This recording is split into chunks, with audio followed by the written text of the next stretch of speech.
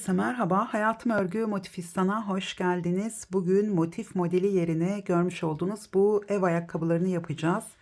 Kullanımı çok pratik, çok güzel bir ev ayakkabısı. Gerçekten hem erkekler için hem de bayanlar için rahatlıkla örüp kullanabilirsiniz. Benim örmüş olduğum numara 39 numara. 38, 39, 40 numarada ayağın yapısına göre kullanabilir. Aynı sayılarla bir tane örüp denemenizi, ölçmenizi tavsiye ediyorum.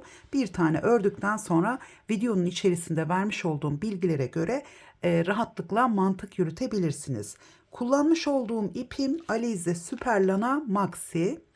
100 gramda 100 metre uzunluğa sahip. 6 milimetre tığ kullanarak ördüm.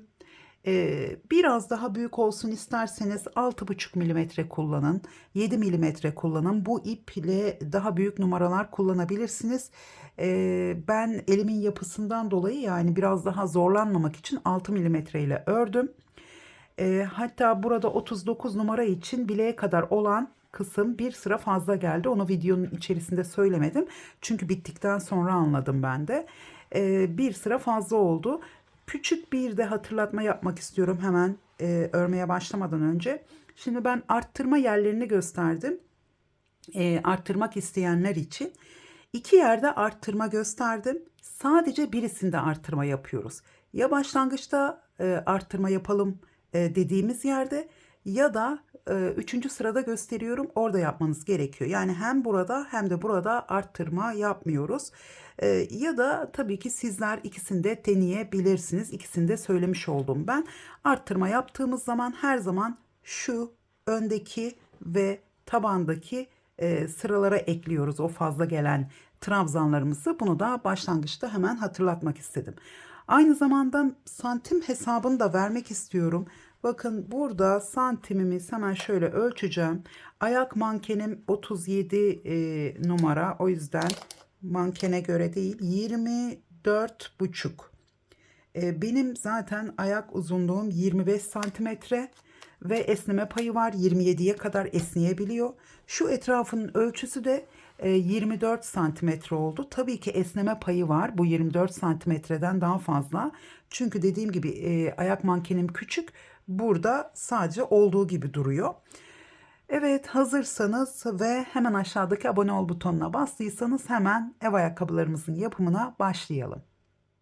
Başlarken kolay sihirli halka yapacağım. Hemen şöyle ipimi tuttum ve bir halka oluşturdu. Bu şekilde. Buradan tığımı geçirdim. Buradan bir ip aldım ve bir zincir çektim. Hemen halkamı bozmadan bu şekilde sabitledim. 2 zincir daha çekiyorum. Toplamda 3 zincirimiz var. Bir ip aldım. Hemen halkamızın içine bir ikili trabzan yapıyorum. Şimdi toplamda 13 tane ikili trabzanımız olacak. Ve baştaki zincirimizle beraber toplamda 13 ikili trabzan yapıyoruz.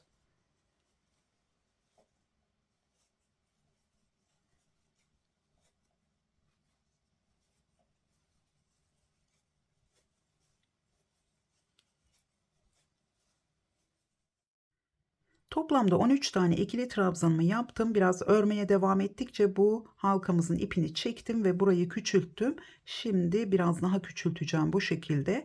40'ın üzerinde, hatta 42, 44, 46 numara örmek isterseniz burada en fazla 2 tane, yani 15 tane ikili trabzanla başlayabilirsiniz.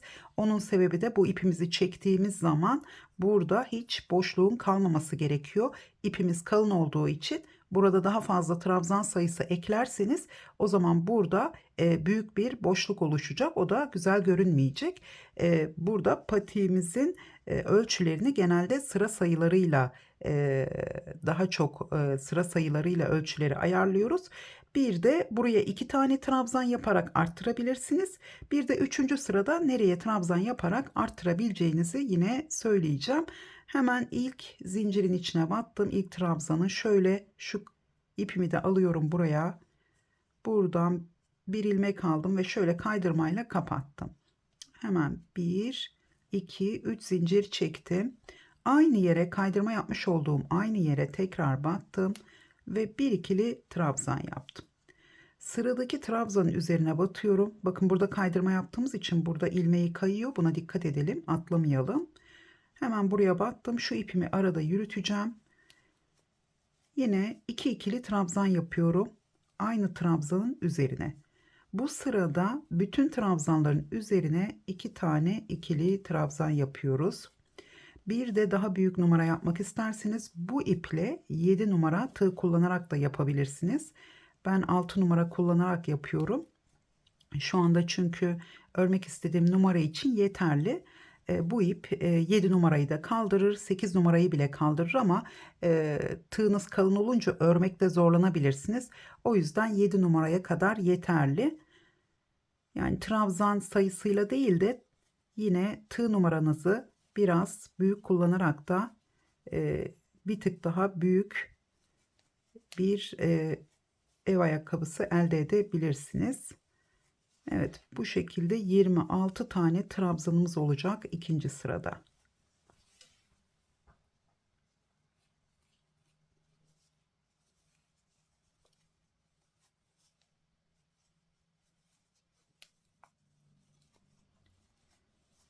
Evet, başladığım yere geldim. Şöyle son iki ikili trabzanımı yaptım. Hemen sayalım. 2, 4, 6, 8, 10, 12, 14, 16, 18, 20, 22, 24, 26. Burada sayılar önemli. Burada sayılarımızı kontrol edelim. Hemen ilk şöyle trabzanın üzerine ilk zincirin içine battım. Buradan bir ip aldım. Kaydırmayla kapattım. Şimdi burada zincir çekmeden hemen şu ilk trabzanımın altından ilmeğimi aldım ve burada şöyle iki ilmeğimi birlikte topladım. Yani direkt sık iğne yapmış oldum. Aynı zamanda da bu trabzanımızı ön trabzana çevirdim. Şimdi burada iki tane ilmeğimiz var. Bakın bir, iki. Bu ikinci ilmeğin içine biraz ilmeğimi uzattım. Buradan ilmeğimi aldım, yine uzattım. İki ilmeğimi birlikte topladım. Burada kalın bir trabzan yaparak başlamış olduk. Hemen sıradaki trabzandan devam ediyorum. Ön ikili trabzan yapıyoruz. 2, şöyle 3, 4, 5, 6 ve 7. Üçüncü sırada demiştim ama dördüncü sırada göstereceğim arttırma yerini. Toplamda 7 tane ön ikili trabzan yaptım. Şimdi sıradaki 3 tane trabzanı arka ikili trabzan yapıyoruz. Şöyle arkadan tığımı geçirdim. Arka ikili trabzan yaptım. Tabii ki kullanmış olduğunuz tığ numarası, elinizin gevşekliği veya sıkılığı da yine büyüklüğü bu ölçüleri biraz etkileyecektir. Evet, bu şekilde 3 tane arka ikili trabzan yaptım. Şimdi 3 tane ön ikili trabzan yapıyorum. 2 ve 3. Şöyle üstten batıyorum. Bakın bu şekilde ilmeğimi aldım ve ikili trabzan yaptım. Şimdi sıradaki 7 trabzana arka ikili trabzan yapacağız. Hemen şöyle arkadan tığımı geçirdim. Buradan aldım ve bu şekilde ikili trabzan yapıyorum. Toplamda 7 tane.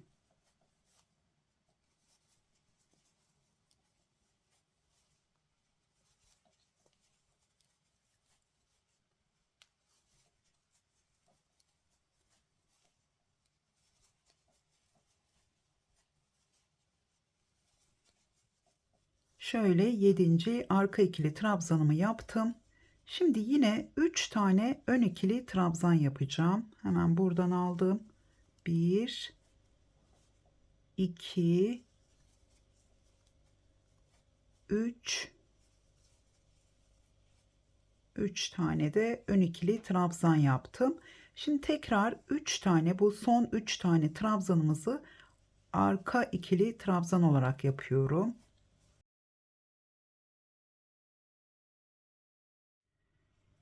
Şöyle 3. arka ikili trabzanımı yaptım.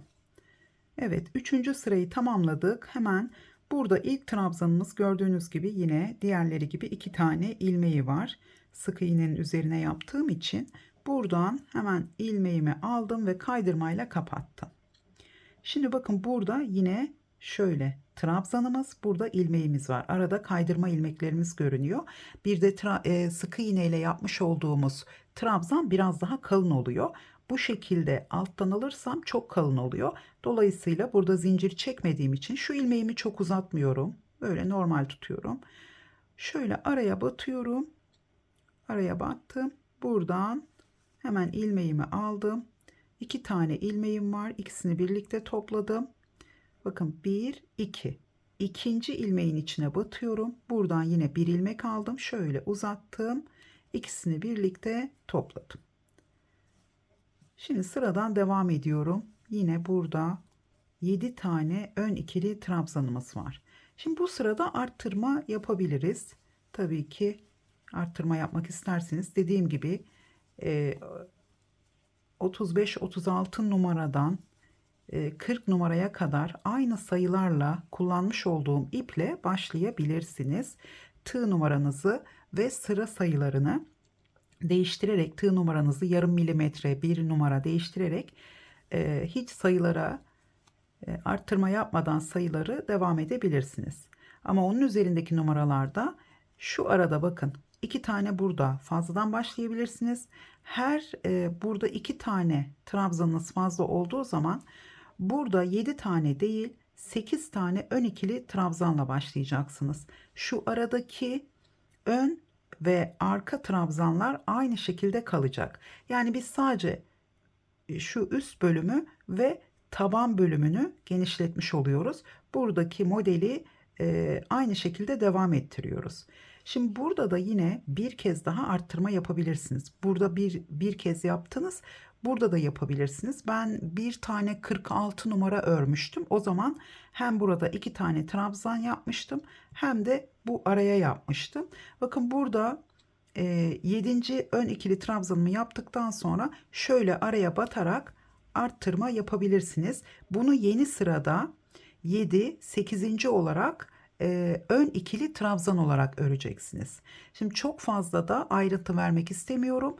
Çünkü o zaman kafanız karışabilir. Ben şu anda yapmış olduğum numara üzerinden devam ediyorum. Burada arttırmanızı yaparsanız burada da 7 tane trabzana başlamadan önce araya batarak arttırma yapabilirsiniz. Yine şu kısımda da bakın bir tane, bu 7 tane arka trabzanın bittiği yerde de yine araya batarak bir tane arttırma yapacaksınız ve sona geldiğiniz zaman 3 tane arka trabzanı ördükten sonra önce araya bir tane trabzan yapıp arttırma, daha sonra da burada birleştirmeyi yapacaksınız ve buradan devam ederken hep birleştirme burada olacak. Bir tane ön trabzanınız bu tarafta olmuş olacak. Dolayısıyla çok büyük numaralarda o şekilde yapmanızı tavsiye ediyorum. Çünkü burada 2 tane burada, 2 tane de tabanda arttırma olduğu için 4 tane arttırma yeterli. Şurada fazla sayıyla başlamanıza da gerek kalmayabilir. Yine tabii ki sizin de birkaç tane örüp bunu daha iyi gözlemleyebilirsiniz. Evet, şu arttırma ilmeğini sökeceğim. Şöyle 7. ön ikili trabzanım. Şimdi burada ben arttırma yapmadan devam ediyorum. Çünkü 38, 39, 40 numaraya uygun örüyorum. Şimdi burada arka trabzanım var yine 3 tane. Bunları hiçbir zaman arttırmıyoruz, eksiltmiyoruz. O zaman model bozuluyor. Evet, şimdi 3 tane ön ikili trabzan var.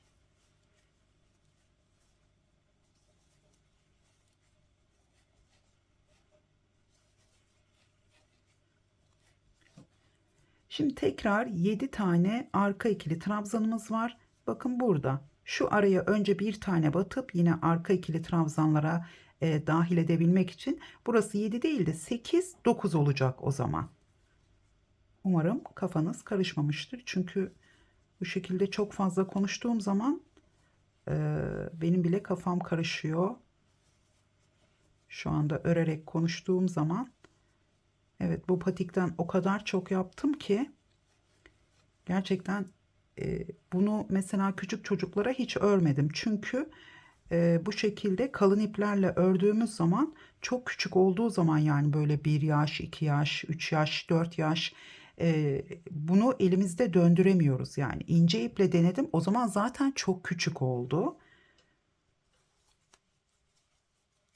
Evet, burada 7 tane arka ikili trabzan yapıyorum. Şimdi bu sırayı tamamlayalım. Artık sıraları kendiniz devam edebilirsiniz. Evet, 7 taneyi tamamladım. 3 tane ön ikili trabzan var. Buraya geldim. Hemen şöyle 3 tane ön ikili trabzan yapıyorum. Şöyle aldım ve üçüncüsü. Şimdi 3 tane arka ikili trabzan var.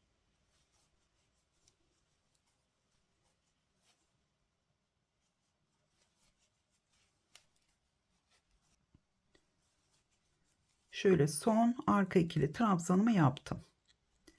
Evet, aynı şekilde devam edeceğiz. Bundan sonra yine geldim.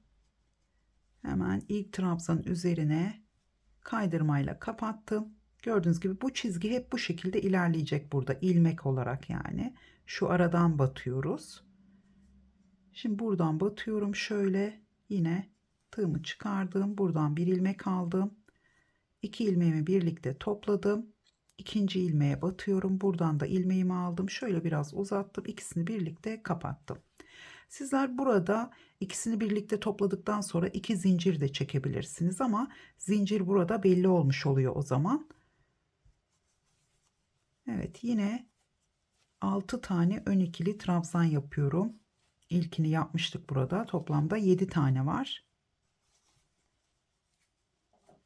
Evet, şimdi istediğimiz uzunluğa gelene kadar aynı şekilde devam edeceğiz.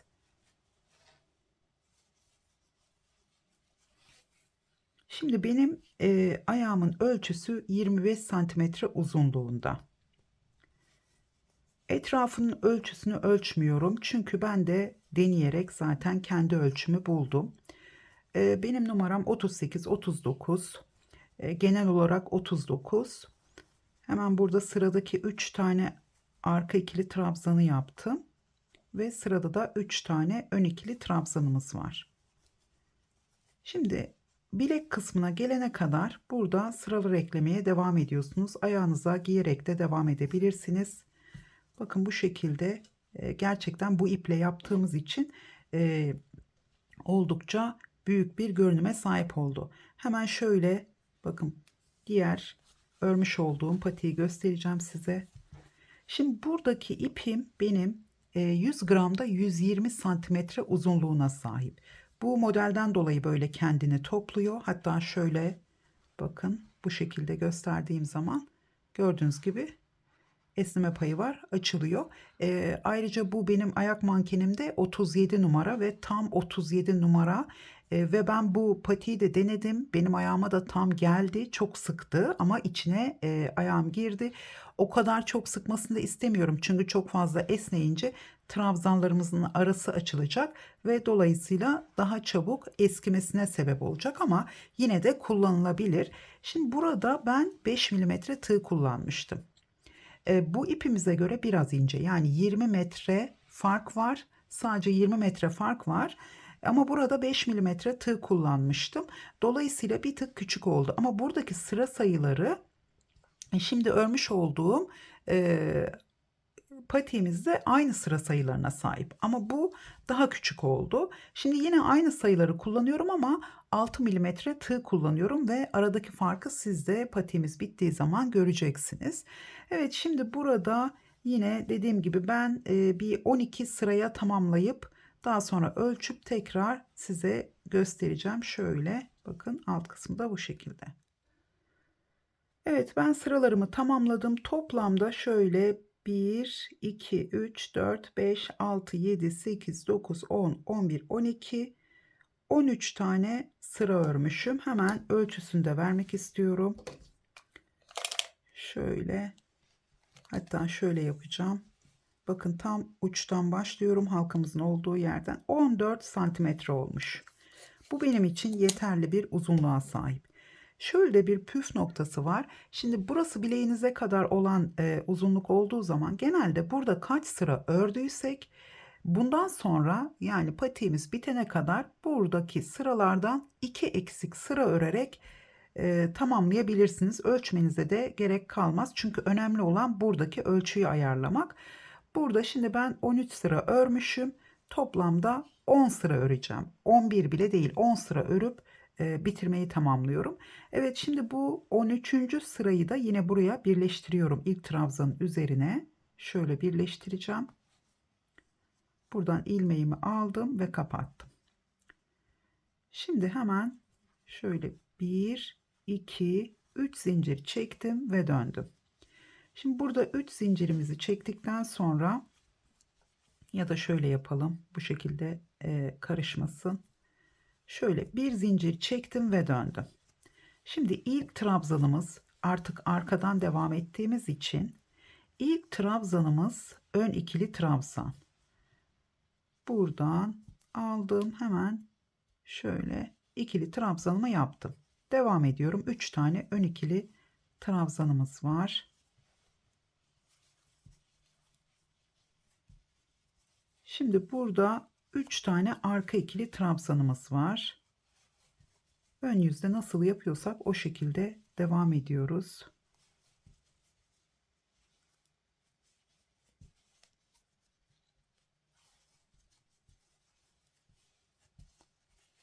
Hemen burada taban kısmında arka olan trabzanlarımız artık ön trabzan oldu. Ön ikili trabzan olarak devam ediyorum. Şöyle bir. Şimdi bu biraz uzadığı zaman daha rahatça örebilirsiniz. Yani şu anda elim buraya takılıyor. Bir sıra örüp bitirelim, daha rahat örebilirsiniz o zaman. Şöyle 3, 4, 5. Çünkü bir ön yüzden bir de arka yüzden öreceğiz bundan sonra. Şöyle 7. ön ikili trabzanımı ördüm. Evet, şimdi 3 tane arka ikili trabzanımız var. 1, 2 ve 3.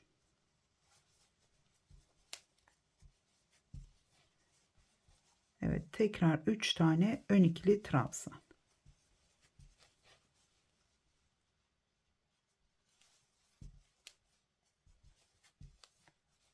Şöyle son üçlü trabzanımı, son ön ikili trabzanımı yaptım. Evet.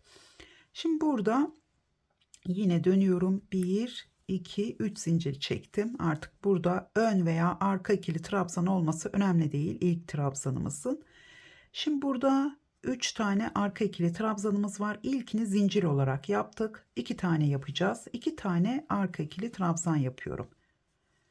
Yine buradan döndüm artık. Sırayı tamamlamıyorum. Hemen şöyle 2 tane arka ikili trabzan yaptım. Bu şekilde. Şimdi sırada 3 tane ön ikili trabzanımız var. Aynı şekilde devam ediyorum. Şimdi bu sırayı da tamamlayalım. Yine sıraları tamamladıktan sonra birleştirmeyi göstereceğim. Evet, yine taban kısmında terse döndüğümüz için 7 tane arka ikili trabzanımız var.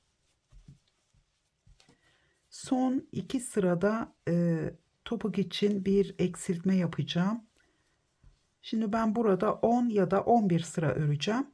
Son 2 sırada, sondan ikinci sırada eksiltmeye başlayacağım. Burada da zaten çok küçük bir eksiltme yapacağız. Çok fazla değil. 1-2 tane trabzanı eksilteceğiz.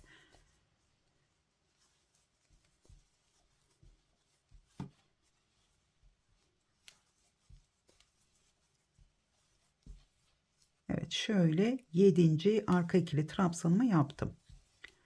Burada arada trabzanlarımızın sayısını kontrol edelim. Çünkü bakın arka ikili trabzan olduğu için burada gizlenebiliyor. Eksiltme yapabilirsiniz fark etmeden. Hemen 3 tane ön ikili trabzan yapıyorum. Şöyle 2 ve üçüncüsü. Evet, ikinci sırayı tamamlıyoruz ve son olarak 3 tane arka ikili trabzanımız var.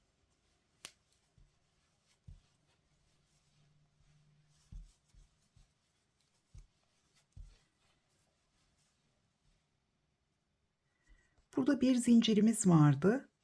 Şöyle aradan yani batabilirsiniz, hiç sorun değil. Burada yine arka ikili trabzan yapmış oldum. Bir zincir çektiğimiz için. Şimdi zincirle devam edeceğim. Artık o şekilde yapmayacağım. Sadece 3 zincir çekip buradaki şöyle terse döndüğümüz zaman 2 tane trabzanı ön ikili trabzan olarak alacağım. Buraya trabzan yapmamıza gerek yok. Şimdi burada şöyle bir tane işaretleyici takacağım. Şimdi burada biz 2 sıra ördük. 1 2. Bu yani şu bilek bölümüne geldiğimiz son sırayı 13. sıranın olduğu yere, şu kısma, tam şu ortaya, son birleştirme yapmış olduğum yere bir tane işaretleyici takıyorum. Çünkü daha sonra sıraları karıştırabilirsiniz.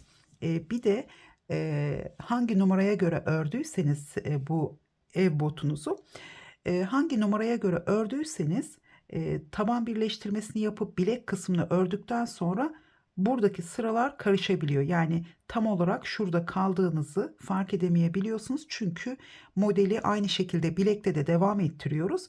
O zaman burada fark edilmiyor kaç sıra ördüğümüz. O yüzden bunu yan not alın, bu numara için bu kadar sıra örüyorum diye. Bilek kısmından sonra da şu kadar sıra örüyorum diye not alırsanız sizin için faydalı olur. Evet, bundan sonra artık ben sıralarımı tamamlayacağım. Yine hemen topuktaki eksiltmeyi göstermek için tekrar geliyorum. Evet, toplamda 8 sırayı tamamladım. Bu işaretleyicimizden sonraki 8 sırayı tamamladım. Son 2 sırada da kesme işlemi yapacağım. Hemen şöyle bakın, işaretleyicimin olduğu yerden itibaren 1, 2, 3, 4, 5, 6, 7, 8 sıra örmüşüm. Şimdi tekrar devam ediyorum. Şöyle aldım. 1, 2, 3 zincir çektim. Burada zincir çekerek döndüğümüz için göstermeyi unuttum. Burada son trabzanları bu ilk zincirin içine batarak yaptım. Hep kenardaki trabzanları. Şöyle terse döneceğim. Evet, şimdi sıradan devam ediyorum. 2 tane ön ikili trabzan yapıyorum.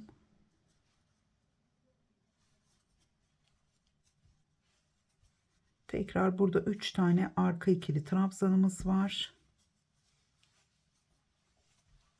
Şöyle 2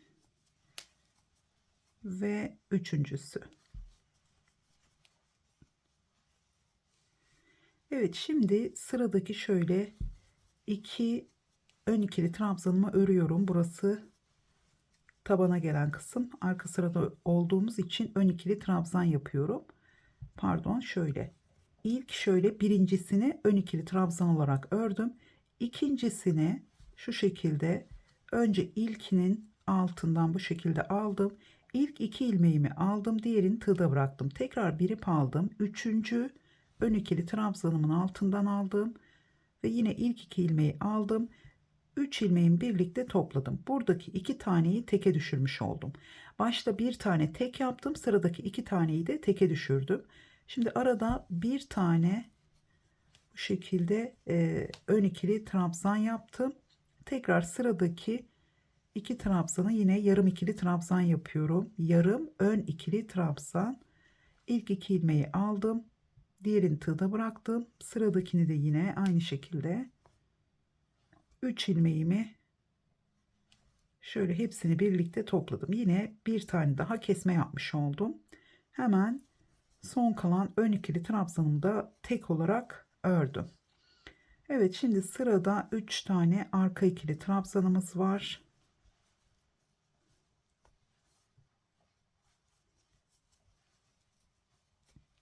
Ve üçüncüsü. Tekrar sonda 3 tane ön ikili trabzan var. Hemen 2 tanesini ön ikili trabzan olarak yapacağım. Burada da göstermiş olayım size. Hemen şöyle ilk zincirin içine batıyorum son trabzanın.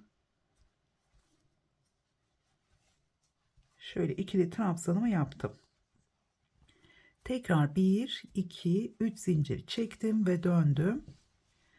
Şimdi burada artık eksiltme yapmayacağım. Yani burada sadece bir kez eksiltme yaptım.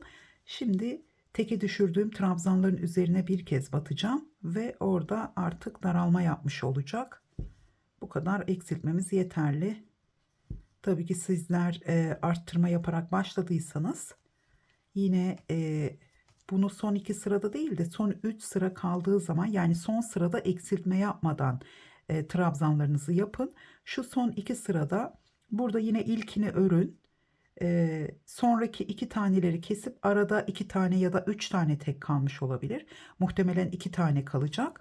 Onları da tek olarak örüp sonra bu sırada tam ortadaki 2 taneyi teke düşürebilirsiniz. Yani toplamda 1, 2, 3 tane o zaman kesme işlemi yapabilirsiniz. Evet, ipim kalın olduğu için artık şöyle zorlanıyorum biraz örerken. Evet, aynı şekilde devam ediyorum.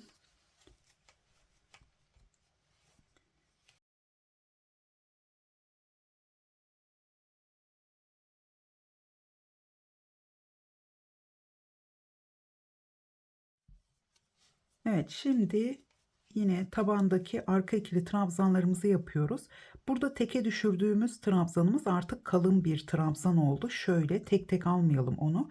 Bu şekilde şöyle ikisinin birden altından aldım. Burada artık trabzan sayımız 5'e düşmüş oldu son sırada. Yine burada da tekrar şöyle kalın bir şekilde alıyorum. Bakın burada. Yani toplamda 5 tane arka ikili trabzan yapıyoruz son sırada. 2, 4, 5. Evet. 3 tane ön ikili trabzan.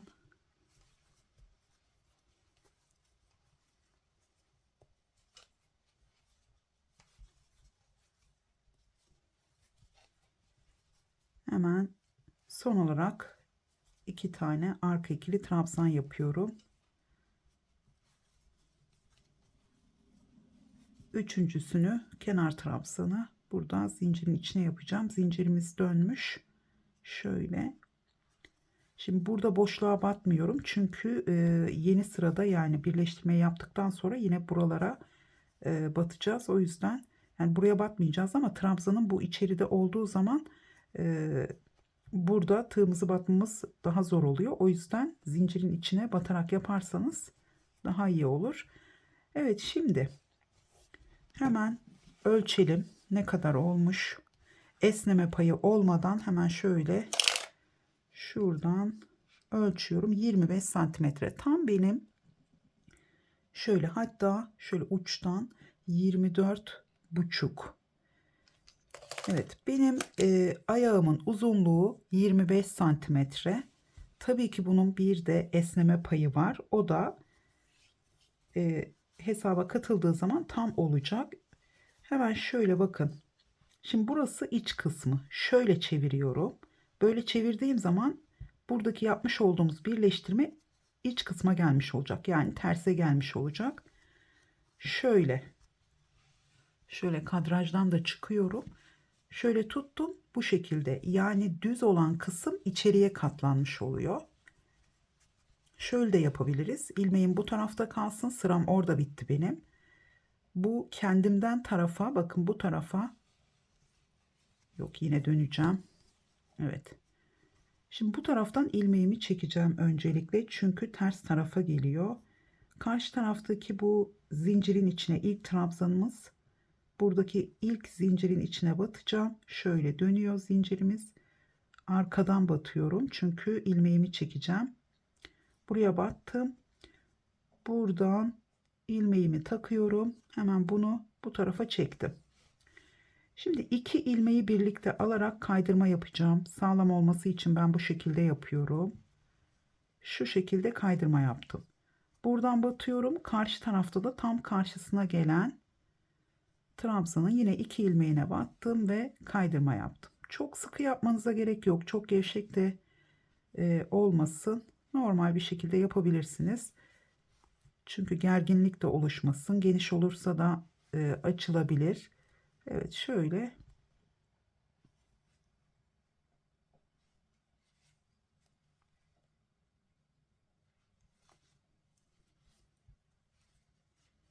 Evet, şimdi burada 3 tane kaldı. 2 tanesi karşılıklı geliyor. Bir tanesi de burada. Şimdi bu son kalan karşılıklı olanı da yine bu şekilde 2 ilmekleri birlikte alıyorum. Yine kaydırmamı yaptım. Şimdi ipimi uzun bırakarak keseceğim.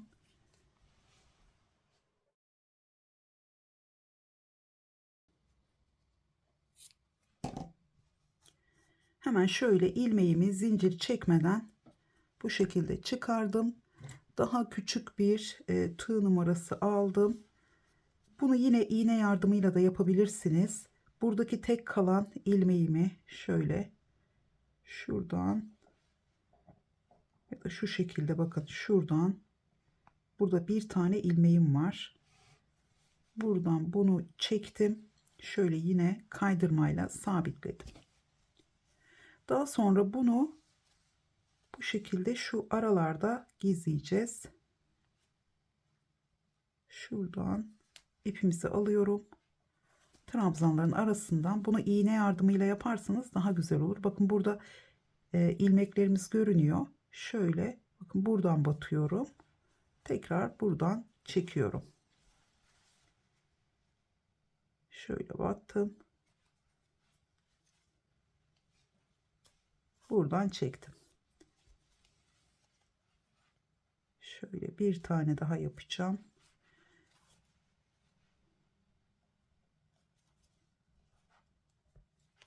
Evet.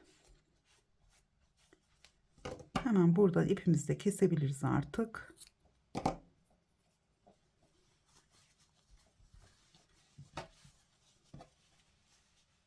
Evet, bu şekilde topuk kısmı da bu şekilde görünüyor. Şimdi hemen bilek kısmını öreceğiz. Hemen tığıma şöyle başlangıç ilmeğimi atıyorum.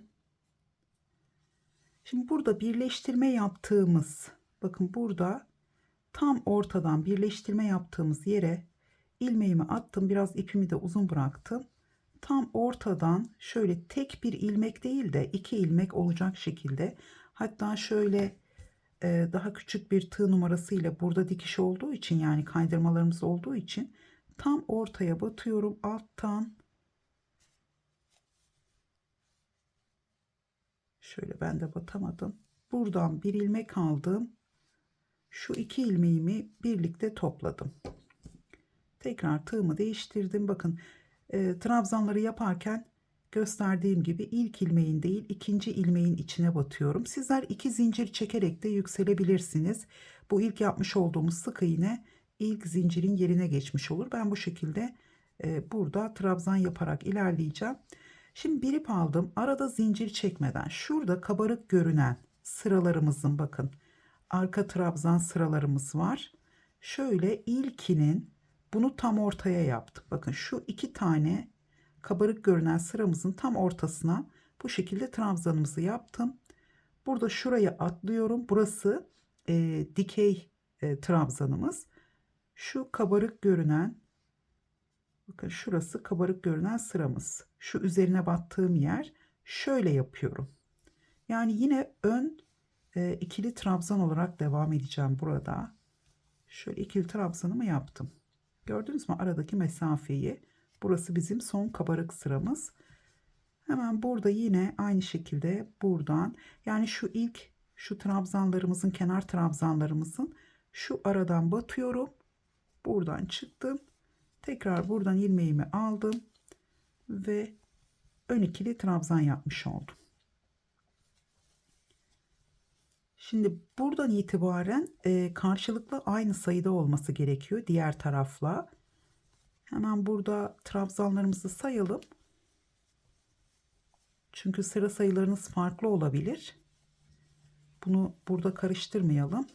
Şu ortadaki trabzanı saymayacağım. Bu iki tarafa da dahil olan trabzan. Hemen devam ediyorum. Zaten 10 sıra yaptığımız için burada yine 10 tane ya da 9 tane olacak. Çünkü son sıra arka trabzana dönmediği için ortadaki trabzan oraya gelmiş oluyor. Evet, şimdi işaretleyicimin olduğu yere geldim. Şimdi burada bir sıra Şu sırada da yine buradan aldım altından. Şöyle biraz ilmeklerimizi de dengeli bir şekilde uzatalım. Şimdi burada kaç tane oldu? Şu ilk yaptığım trabzanı saymıyorum. Bu burada. 1, 2, 3, 4, 5, 6, 7, 8, 9. Burada biraz gerginlik oluşacak. Yani aralara trabzan yapmayalım. 9 tane oldu. Şimdi bir tane de şu birleştirme yerine yapacağım. Bakın bu işaretleyicimin olduğu sıra şu ön sıraya birleşen sıra. Bu sıra hem bu taraftan gelen sıraya hem de buraya, yani ortada kalmış oluyor. Buradan yine şu şekilde, bakın burası köşe gibi düşünelim. Şimdi şuraya atlayacağız. Buraya atlamadan önce arada boşluk olmaması için buradan şöyle buraya da 10. ön ikili trabzanımı yapıyorum. Burayı rahatlatmış oluyoruz. Bu olmadığı zaman burada çok büyük bir boşluk oluşuyor. Şimdi buradan devam ediyorum. Ön ikili trabzanlarıma. Yine şöyle trabzanların arasına batıyorduk. Bakın burada çizgimiz oluştu. Diğer tarafta yok. Hemen şöyle araya batıyorum. Buradan aldım. Ön ikili trabzanlarla devam edeceğim.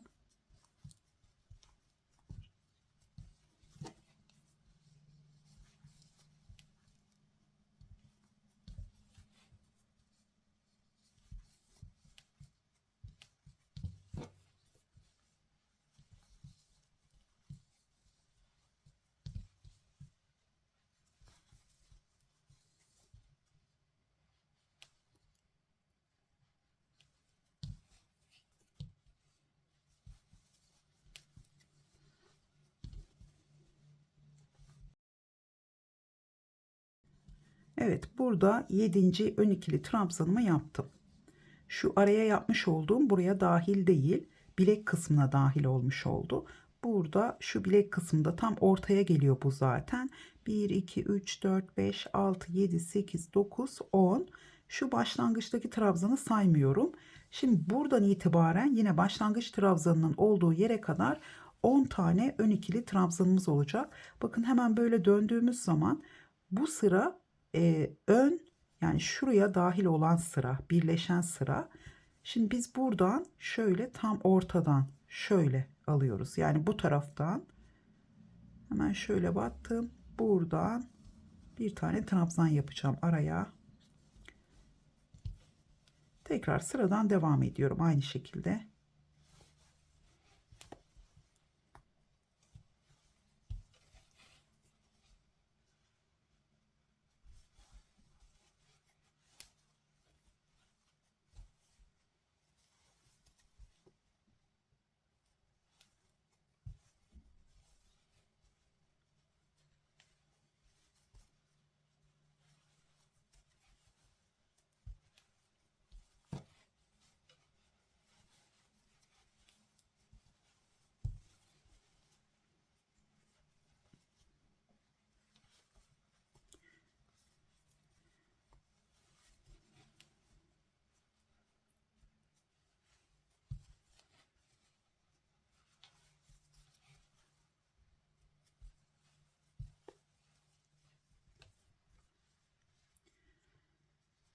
Evet, şöyle son ön ikili trabzanımı yaptım. Şimdi başladığım yere tekrar geldim. Burada bir açıklığımız var. Buraya da trabzan yapmayalım, karıştırmayalım. Bakın burası tam birleştirme yerimiz. Bu ilk yapmış olduğumuz trabzan da bu tarafa yatıyor. O yüzden buraya karıştırıp şu şekilde batıp buraya da trabzan yapmayalım. O yüzden burada hemen sayıyoruz. 2, 4, 6, 8, 10. Bakın bu onuncusu tam ortaya gelen. Burada da 7 tane ön ikili trabzanımız var. Şimdi hemen şöyle ilk trabzanımızın üzerine batıyorum.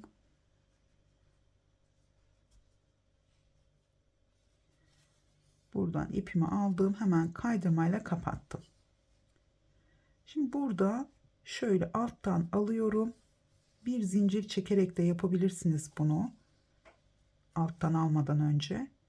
Daha sonra yine şöyle ikinci ilmeğe batıyorum. Uzattım. Bu şekilde ikili trabzanımı yaptım. Tekrar sıradan devam ediyorum.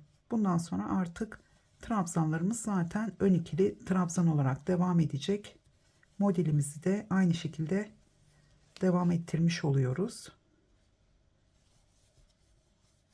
Şimdi burada ben toplamda 5 ya da 6 sıra örüyorum. Genelde 5 sıra örüyorum ama duruma göre ölçerek devam ediyorum. Son sırayı örmeden, hani son sırada ön bölümde kaydırmalarımız olacak. Onu göstereceğim. Şimdi burada hemen etrafında örerek devam ediyoruz. Artık ben patiğimizde büyüdüğü için biraz zorlanıyorum bu şekilde yaparken. Burada ön trabzan olarak sıralara devam edeceğiz. Bakın buradan etrafını örerek devam ediyoruz. Başladığımız yere geldiğimiz zaman yine buradaki şu iki ilmeğin üzerine batıp burayı kaydırmayla kapatıp yine aynı şekilde başlayacağız. Dediğim gibi burada bir zincir çekip daha sonra böyle alttan alıp yine iki zincir çekerek de trabzanınızı yapabilirsiniz. Şimdi ben burada birkaç sıra örüp tekrar geliyorum.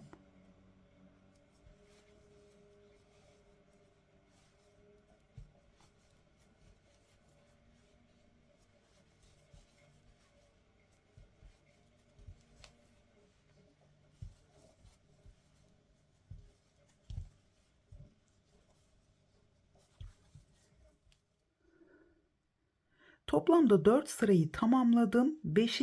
sırada 10 tane ön ikili trabzanımızı yapıyoruz. Yani buradaki tabii ilk trabzanı saymadan 10 tane dedim. İlk trabzanla birlikte 11 tane ikili trabzanımızı yapıyoruz. Yani şu öndeki ön ikili trabzanlara gelene kadar trabzanlarımızı yapalım. Son sırada. Şimdi buradan itibaren artık şöyle batıyorum ilk trabzanın üzerine. Burada kaydırma yapacağım ya da şöyle sık iğne yapacağım. Kaydırma yaptığımız zaman son sırayı yapamıyoruz o zaman. Şöyle sık iğne yapıyorum. Buradaki 7 tane ön trabzanın üzerine sık iğne yapıyorum. Çünkü burada trabzanla devam edersek bu ön bölüm arkadaki bilek kısmından daha yüksekte oluyor. O yüzden bu şekilde yapacağız. Evet, şimdi buraya kadar hemen şöyle sayacağım sık iğnelerimi: 2, 4, 6, 7. Şimdi tekrar ön trabzanlarla 5. sırayı tamamlıyorum. Şimdi bu modeli çok yüksek örmüyorum burada. Çünkü bu modeli daha yüksek ördüğümüz zaman ön trabzanlarla ördüğümüz için uzun bir bot olarak güzel durmuyor. O yüzden ben hep bu şekilde yapıyorum. Kullanması da böyle yaptığımız zaman daha kolay oluyor yani. Giyip çıkartması da daha kolay oluyor.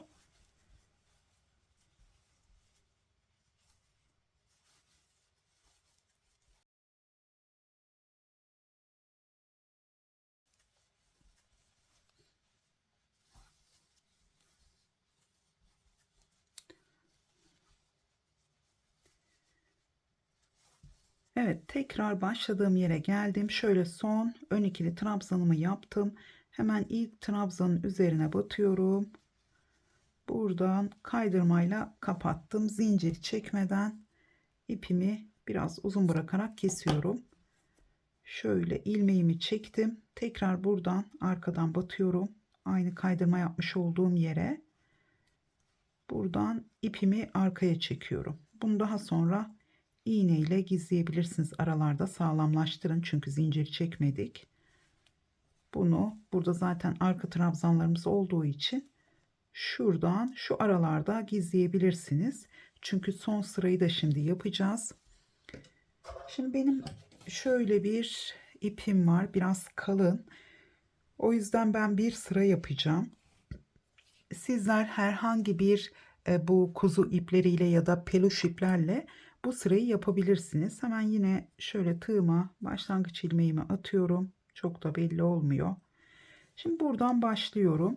Burada trabzanların üzerine de batabilirsiniz. Aralara da, yani ben aralara batarak yapıyorum. Şu ipimi de burada gizleyeceğim. İğne ile gizlemeyeceğim. Şimdi şu ortadaki trabzanımız, hemen yanındaki boşluğa iki trabzanın araya batıyorum. Buradan ilmeğimi aldım. Şöyle iki ilmeğimi topluyorum. Direkt sık iğne yapıyorum. Şimdi yine sıradaki boşluğa batıyorum. ve 2 ilmeğin birlikte topluyorum. Yani sık iğne yapıyorum. Tabii sizin kullandığınız ip daha bu şekilde hacimli değilse, daha ince ise o zaman 5 milimetre, 5,5 milimetre de kullanabilirsiniz ama genelde görünmüyor. Bu şekilde yaptığınız zaman kapanıyor. Bu son sıranın da sıkı olmaması gerekiyor. Çok gevşek de olmaması gerekiyor. Evet, şu ipimi de arada gizledim. Bu şekilde daha güzel oldu. Aralara batarak son sırayı yapıyorum. Sürekli tığım takılıyor. Evet. Şöyle.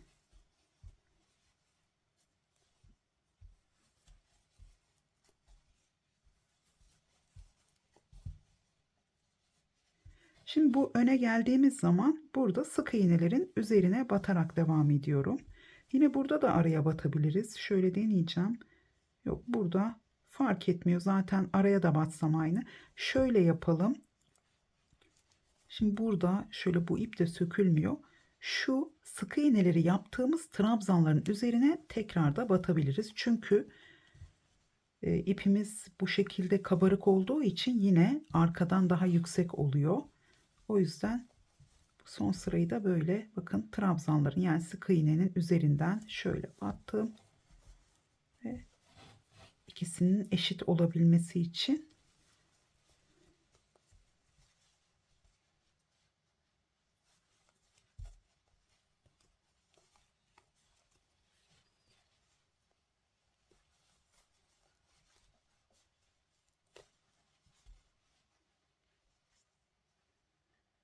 evet, tekrar buraya geldim. Hemen araya batarak devam edeceğim. Trabzanların arasına. Evet, ipim de diğer ipimle dolaşmış.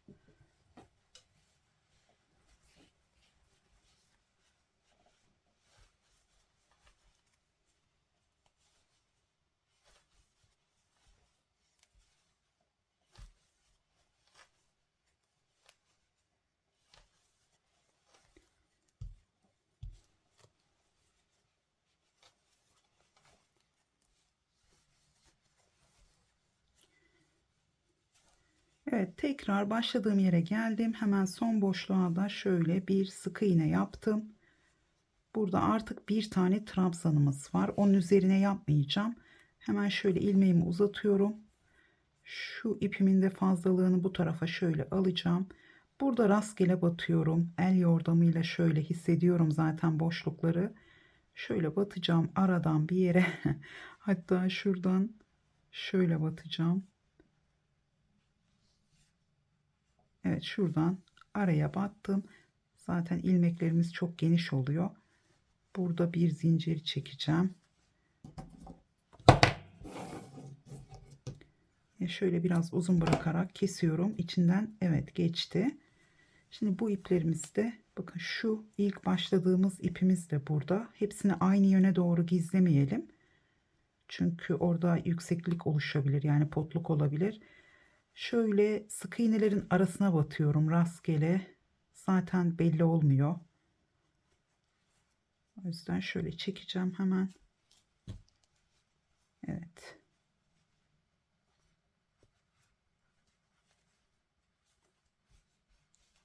Şimdi bunu da bu tarafa doğru gizleyeceğim. Buradan aldım.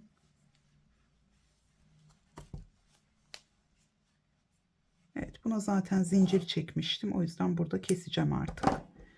Şimdi şöyle bakalım. Şimdi hiç kullanılmadığı için gördüğünüz gibi bu şekilde görünüyor. Şimdi bunu kalıba taktığımız zaman ben bunu ayağıma ölçtüm. Hemen size onu da söylemek istiyorum. Uzunluğu tam oldu. Rahat bir şekilde oldu. Ben 39 numarayım. Rahat bir şekilde oldu. Şu ön bölümü ayakkabı genişliğine sahip oldu. Yani zorlayarak gelmedi ayağıma. Bu ön bölümü, bu ip kalın olduğu için bu ön bölümü gayet rahat bir şekilde oldu. Yani bunu 38 biraz bol olarak kullanabilir ama kullanabilir rahatlıkla. 39 ayak yapısının kalınlığına, inceliğine göre 40 numara bile bunu kullanabilir. Hatta 40 numara için burada tabandan santime ölçtüğün zaman 26-27 santimetre ise yine bu iple örerseniz, bu ip çünkü kalın bir ip, 6,5 milimetre tığ kullanın ya da belki elinizi gevşek tutarak örebilirsiniz. Hemen fark edecektir. Yani patikteki ölçüleri ayarlarken böyle 2-3 santimetre fazla ya da eksik yapmıyoruz. Hep böyle 1 santimetrelerle ilerliyoruz. Her numarada mesela bunu yine aynı şekilde başlayıp 2 sıra eksik yaptığımız zaman hem burada hem de burada, zaten ön bölümde söylemiştim. Burada kaç sıra ördüysek bundan sonrasını da 2 sıra eksik bitiriyoruz. Ben hatta 3 sıra eksik bitirdim. Burada 12 sıra örseydim de yeterli gelecekmiş. Şu ön bölümün genişliği gayet rahat oldu.